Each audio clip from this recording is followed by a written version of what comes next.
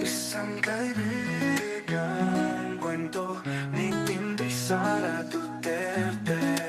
Siya ay sagana sa pagkain at kaibigan, at ang kanyang tahanan ay laging bukas para sa masasayang salo-salo. Kasama sila Uwak, Tikim, Kalapati, Loro at marami pang ibang ibon. Ngunit dumating ang isang bagyo, walang awan na sumira sa kanyang pugad, at lahat ng meron si Quago. Walang natira kundi ang kalungkutan at kagutuman, at tila pa ang mga kaibigan minsan ay kasama. Sa saya ay naglaho na parang bula. Sa kanyang pag-iisa nagpapag ang kanyang damdamin sa kanyang sinabi. Isang araw, habang siya'y nagmumukmok sa ilalim ng kalbong puno, isang pamilyar na anino ang lumapit. Si Loro na may mga papak na kumikinang sa patak na ulan ay dumapo sa tabi ni Quago.